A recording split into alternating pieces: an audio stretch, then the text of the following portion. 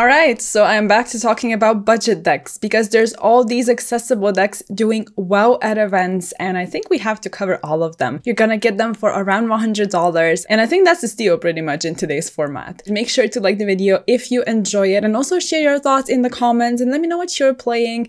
If it's accessible, that's even better, of course. So hopping straight into it, the first deck I want to discuss today is actually going to be Raid Raptor. Now, the last budget decks video I did, I was considering that deck, but then I decided for, 5 other ones because I usually cover 5. But for today's video, I was 100% certain this deck has got to make the cut. It pretty much came into the format kind of out of the blue. Like, we saw the support, it seemed decent, but it's actually doing well. And yeah, all in all, like, the deck is really, really accessible. If we check the total, you're gonna spend about $85 for the entire core. I think that's actually awesome. Now, let's check out the actual deck because there are 15 hand traps in this particular deck, and this was the 3rd place from a remote regional. So these 15 slots, you can pretty much put whatever you want in there, and for the most part hand traps are accessible anyway, but in my calculations, of course, I don't calculate any like non-engine for the most part, unless it's like foolish because it's like 10 cents.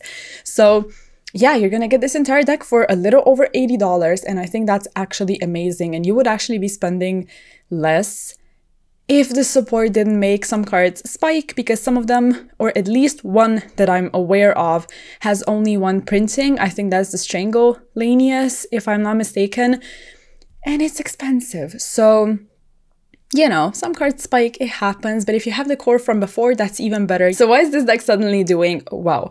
Pretty much it's a combo deck, so it does take some skill to pilot. You have to know all of the lines and how to play through things, but playing through things is what actually makes this deck nice, and I think that's pretty much what's giving this deck all of the success. Because if you check out this particular list, there's a lot of common hand traps in there, like Veiler, Impermanence, Nibiru, and coincidentally, all of these cards that see a ton of play in almost every deck list available right now don't really hurt Raid Raptor.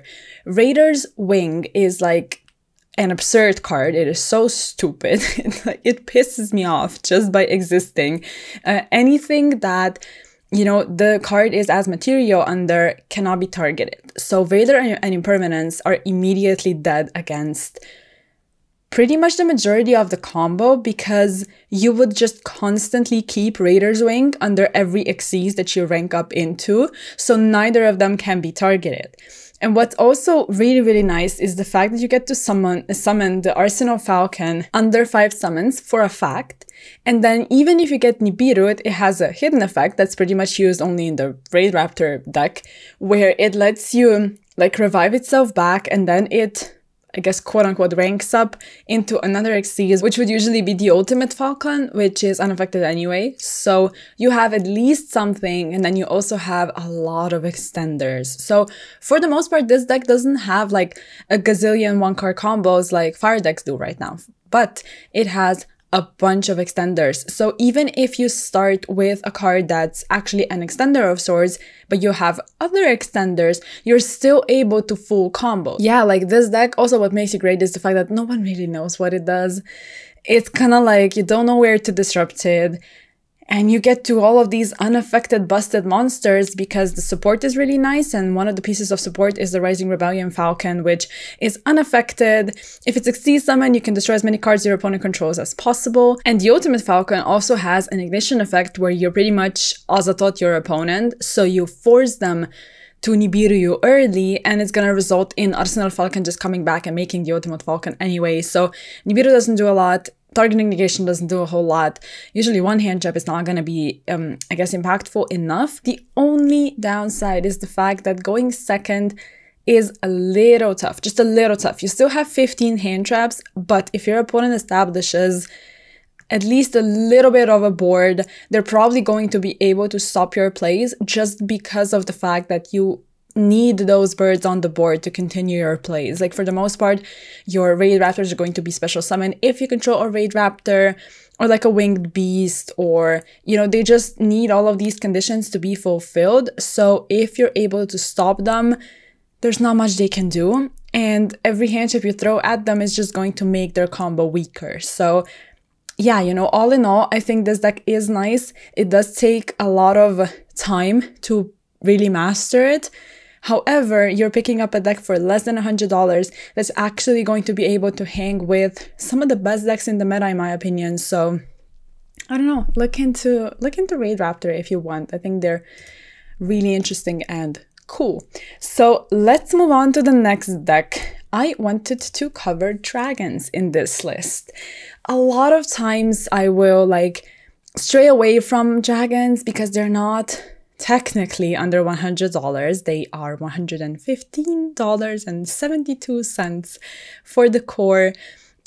But, you know, I figured let's just go over this 100 mark that I've set for myself and talk about this deck because it's actually doing well almost on a regular basis, even though we kind of have written dragons off because their power level is just not the same as the best decks anymore. And seeing dragons as a deck be power crept is kind of mind-blowing actually, but Bishios are just not that insane of non-engine anymore, although you still can play Bishios against the fire decks and just banish their Linkuribos, their IPs, and also witches, for example, which is actually really impactful. So that's why this deck is still doing well, because it doesn't have a terrible matchup against the top decks in the meta, even though for the most part fire decks are going to prevail. But against everything else, it's nice because it's playing a lot of non-engine and because they can just make these fairly conservative boards that do enough. You know, we're still in a mid-rangey format in a sense, because for the most part these decks are able to do fairly well, but it's not as much of an even field anymore like it was before, where all of these mid-range decks could perform before fire started to dominate. So yeah, it's actually really interesting that dragons are still able to do well because of the power level kind of diminishing, but you will always see them pop up, and I figured I would talk about them today. So yeah, you know, for around $120 for obviously the lowest rarities, but almost a full Bistio package. In this particular list, you see only one Druisworm, which some lists play 3 of them, so you would have to spend like $12 more. But yeah, you're getting this entire deck. The only thing is, and I know you're gonna be pissed off about that because I know you, it's SP. Look, I know that SP is expensive, and when I do these videos, I'm not saying like, oh, you're gonna get this deck for $100 plus SP is in the extra deck. Like, no, of course I'm not talking about SP, I'm just talking about cores. But for the most part, this entire calculation is every card in the extra deck, like Despotted even, and all of these cards. SP is the only one I always exclude from our calculations because, you know, it's not that accessible, and if you have it, that's great, but you can perform without SP. It's gonna be a little tougher, but still, I feel like SP is not the biggest necessity when your deck is still fine, you know? So let's move on to the next deck, and before we do that, I also wanted to touch upon something else. So what has happened recently in my market watch type videos, like sell these cards, buy these cards, all of that, people have an idea, like they think that I don't know how to convert euros to dollars, which is funny to me because in all of these videos where I feature like specific separate cards, I will always list card market prices and TCG player prices. I never convert anything. So that's why like a card that's worth 4 euros in Europe and like $13 in the USA is just gonna baffle people because this is the wrong conversion rate. Like I'm not converting anything. But when it comes to my budget decks videos, that's where I will convert. I always go on TCG player, I calculate all of the lowest prices, and then I just convert to euros. So that's the only case where I would do this. So the prices in today's video are going to make much more sense to you guys, at least to those that get confused about my other prices in videos. But I don't know, I just wanted to clear this up because some of my watchers had an issue with that. So let's move on to the third deck on today's list. It's going to be Super Heavy Samurai, which you're going to spend about $108, so $107.57 for the entire Super Heavy deck, which of course has Dispater and Axios Synchro Stardust Dragon. All of these cards are still part of the calculation. The only one I excluded is Kashira Fenrir, which is actually going down in price just slightly. If you have it, sure. If you don't, it's also fine. Just include some other non-engine. If you want, it's going to be a little tougher because this deck should not play spells and traps, so you can't include impermanence, but it does play Shifter, which is really nice. And what makes this deck amazing, besides the fact that it's really cheap, is all of the extenders that it has. Very similarly to Raid Raptor, it's just able to play through a lot, which was the case before as well, you know, from like the full power days of Super Heavy Samurai. But even now, you have so many extenders that for a fact, one hand trap is not gonna hinder you enough. And you're ending on different synchros. You can make Apollousa, Baguska. Obviously, SP and Sky Crisis are not part of this calculation. If you have them, play them. If you don't, it's fine. And then all of these hand traps to further stop your opponent. So I genuinely think it's just so nice to see Super Heavy do well. Right now, even past its prime. And the support was really, really decent. It was just way too busted. It had to get hit. But now when people started to, you know, find different ways of still making this deck work, which is pretty much play a lot of Super Heavy Samurai and hand traps and you should be fine. I just think it's really nice. It's doing well. It's really cheap. And if you like combo decks, I think this is going to be the deck for you.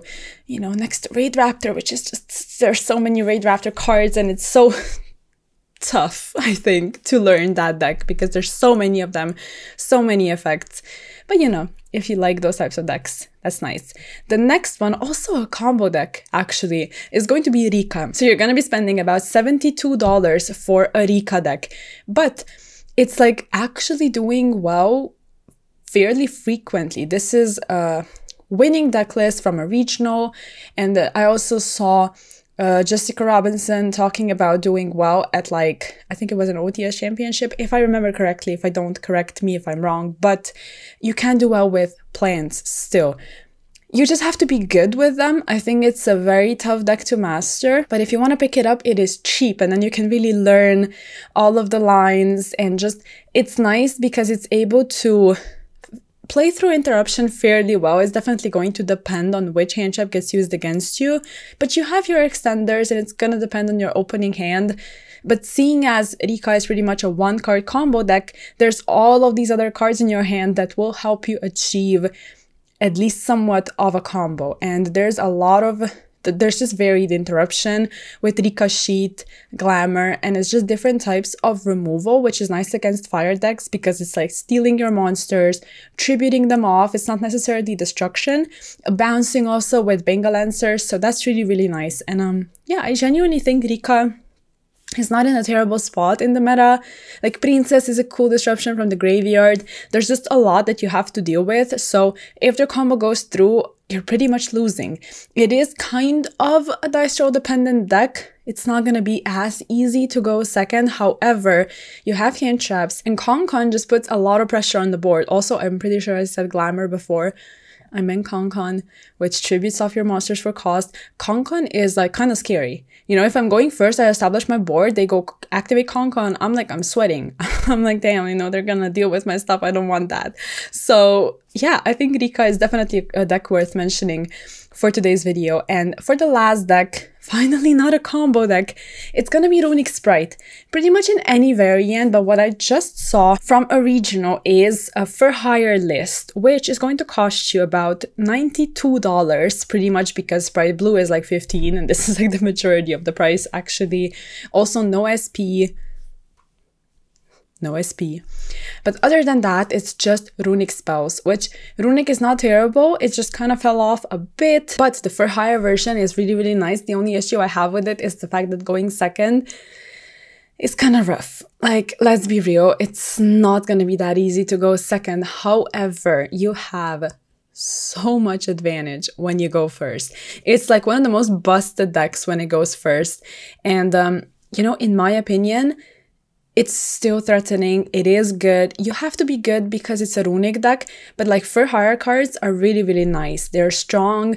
They just function as disruption on their own, which is amazing. Like Rafale, for example, Folgo being able to draw into all of these cards, and just sprite cards, you know, they're decent. Like Carrot, Red, they're for a fact going to trade with at least one thing. So for the most part, your opponent is going to run out of resources much faster than you do. And then you have all of these runic cards on top of your disruptions. So yeah, in my opinion, I genuinely think that this deck is nice. Like I said, not as easy to go second with it, but still achievable, I think. So yeah, you know, that's pretty much going to be it for today's video. I wanted to cover different decks. Like for some reason, we just had a lot of combo decks. But still, you can do well with budget decks in this format. And that's all I'm trying to show you and I guess quote unquote prove to you with these videos. So if you like them, if you want to see more, please let me know, of course, by liking the video, commenting, and also make sure you are subbed and ding the bell so you are notified when I post. And yeah, you know, I'll catch you in the next video. Bye.